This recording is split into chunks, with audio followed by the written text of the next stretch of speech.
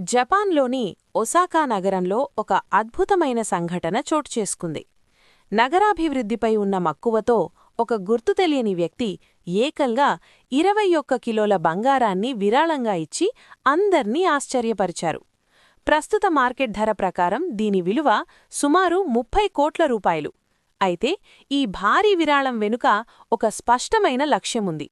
నగరంలోని సుమారు 40 ఏళ్ల నాటి పాతబడిన తాగునీటి వ్యవస్థ మరియు డ్రైనేజీ పైపుల వల్ల వస్తున్న లీకేజీ సమస్యలను పరిష్కరించడానికి ఈ మొత్తాన్ని ఉపయోగించాలని ఆ దాత కోరారు.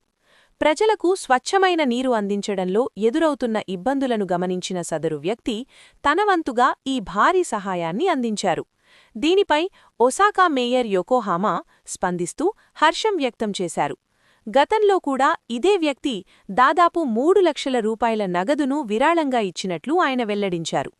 పేరు బయటపెట్టడానికి ఇష్టపడని ఆ వ్యక్తి చూపిన సామాజిక బాధ్యత ఇప్పుడు ప్రపంచవ్యాప్తంగా చర్చనీయాంశమైంది.